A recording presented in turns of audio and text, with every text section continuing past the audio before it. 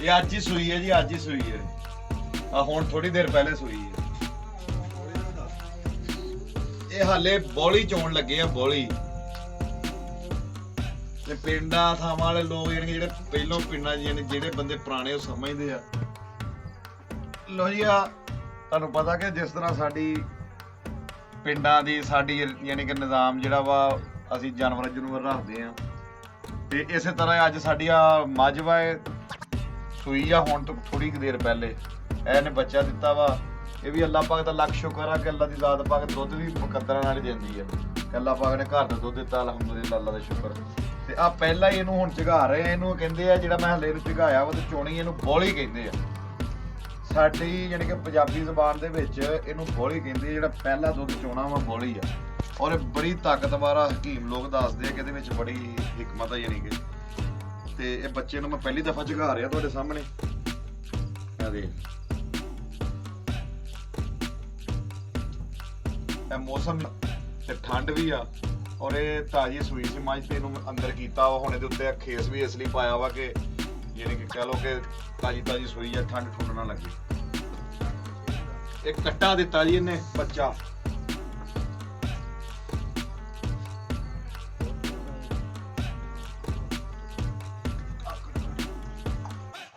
ਇਦਾਂ ਦਾ ਪਹਿਲੀ ਦਫਾ ਜੋ ਬੱਚੇ ਨੂੰ ਝਗਾਈਏ ਬੜਾ ਨਾ ਔਖਾ ਕੰਮ ਆ। ਇਹਨੂੰ ਸਮਝ ਨਹੀਂ ਹੁੰਦੀ, ਭੁੱਖ ਲੱਗੀ ਹੁੰਦੀ ਲੇਕਿਨ ਇਹਨੂੰ ਪਤਾ ਨਹੀਂ ਚੱਲਦਾ।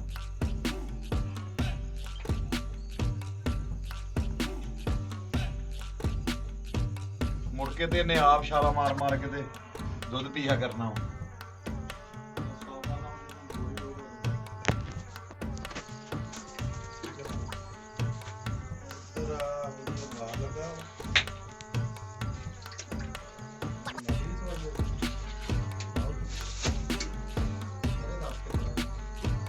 ਲੋ ਜੀ ਬੱਚੇ ਨੂੰ ਪਿਆਰਤਾ ਤੇ ਹੁਣ ਅੱਲਾ ਖੈਰ ਕਰੇ ਤੇ ਅਸੀਂ ਜਿਹੜੀ ਚੋਣ ਲੱਗੇ ਨਾ ਬੋਲੀ ਉਹ ਅੱਲਾ ਰੱਖੇ ਖੈਰ। ਐਸ਼ ਕਰੋਗੇ ਬਿਸਮਿਲ੍ਲਾ।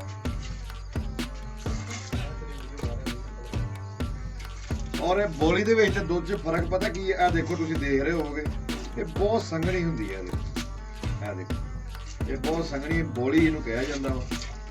ਤੇ ਆਹ ਦੇਖੋ ਰੰਗ ਵੀ ਇਹਦਾ ਪੀਲਾ ਹੁੰਦਾ ਹੈ, ਤੁਹਾਨੂੰ ਨਜ਼ਰ ਆ ਰਹੇ ਹੋਗੇ। ਹਨੇਰਾ ਵਾ ਲੇਕਿਨ ਚਲੋ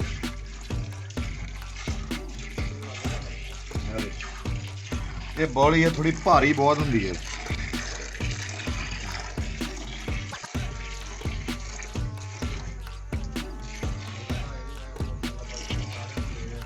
ਔਰ ਇਹ ਅੱਲਾਹ ਪਾਕ ਦਾ ਲੱਖ ਸ਼ੁਕਰ ਹੈ ਕਿ ਅੱਲਾਹ ਦੀ ਜ਼ਾਤ ਪਾਕ ਨੇ ਦੁੱਧ ਦਿੱਤਾ।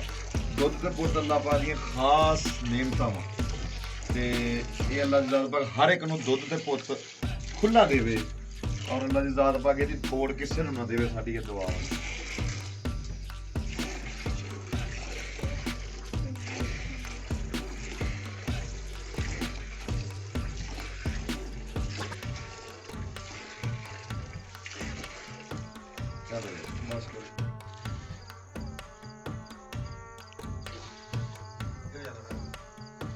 ਲਓ ਜੀ ਇਹ ਚੋਲਿਆ ਮਾਸ਼ਾਅੱਲਾ। ਬਾਕੀ ਬੱਚੇ ਨੂੰ ਝਗਾਤਾ ਵਾ ਤੇ ਇਹ ਹੁਣ ਆਸਤਾ ਆਸਤਾ ਨੂੰ ਜਿਸ ਤਰ੍ਹਾਂ ਪਾਵਾਂਗੇ ਥੋੜਾ ਜਿਹਾ ਚੋਇਆ ਬਾਕੀ ਹਲੇ ਬਾਕੀ ਰਹਿਣ ਤਾਂ ਬੱਚੇ ਨੂੰ ਫੇਰ ਝਗਾਉਣਾ ਤੇ ਬਾਕੀ ਇਨਸ਼ਾਅੱਲਾ ਤਾਲਾ ਆਸਤਾ ਆਸਤਾ ਨੂੰ ਜਿਸ ਤਰ੍ਹਾਂ ਪਾਵਾਂਗੇ ਆਸਤਾ ਜਿੱਦਾਂ ਲੇਟ ਹੁੰਦੀ ਹੈ ਇਹਨਾਂ ਨੂੰ ਫਿਰ ਚੀਜ਼ਾਂ ਦੇਈਆਂ ਇਸ ਤਰ੍ਹਾਂ ਦੀਆਂ ਜਿਹੜੀਆਂ ਦੁੱਧ ਵਧਾਉਣ ਵਾਲੀਆਂ ਤੇ ਫਿਰ ਇਹ ਆਸਤਾ ਆਸਤਾ ਦੁੱਧ ਵਧਾਉਂਦੀ ਹੈਗੀ। ਸ਼ੁਕਰ ਅਲਹਮਦੁਲਿਲਾ ਕਿ ਅੱਲਾਹ ਦੀ ਜ਼ਾਤ ਪਾਕ ਨੇ ਆਪਣੀ ਤਰਫੋਂ ਸਾਨੂੰ ਇਹ ਦੁੱਧ ਅਤਾ ਕੀਤਾ। ਅੱਲਾਹ ਪਾਕ ਹਰ ਇੱਕ ਨੂੰ ਦੇਵੇ। ਤੇ ਤੁਹਾਨੂੰ ਦੱਸਣ ਦਾ ਮਕਸਦ ਇਹ ਹੈ ਕਿ ਸਾਡੀਆਂ ਸਖਾਵਤ ਆ ਸਾਡੇ ਨਾਲ ਜੁੜੀਆਂ ਹੋਈਆਂ ਚੀਜ਼ਾਂ ਤੇ ਅਸੀਂ ਤੁਹਾਡੇ ਨਾਲ ਸ਼ੇਅਰ ਕਰਨ ਦਾ ਕੋਸ਼ਿਸ਼ ਇਸ ਲਈ ਕਰੀਦੀ ਕਿ ਤੁਸੀਂ ਵੀ ਇਹਨਾਂ ਚੀਜ਼ਾਂ ਨੂੰ ਦੇਖਦੇ ਰਹੋ। ਜਿਹੜੇ ਲੋਕਾਂ ਨੇ ਨਹੀਂ ਦੇਖਿਆ ਉਹਨੂੰ ਪਤਾ ਚੱਲੇ ਕਿ ਜਿਨ੍ਹਾਂ ਨੇ ਪਹਿਲਾਂ ਦੇਖੀਆਂ ਸੀਗੀਆਂ ਹੁਣ ਉਹਨਾਂ ਤੋਂ ਦੂਰ ਆ ਉਹ ਵੀ ਇਹ ਦੇਖ ਕੇ ਦਿਲ ਰਾਜ਼ੀ ਕਰਦੇ ਆ।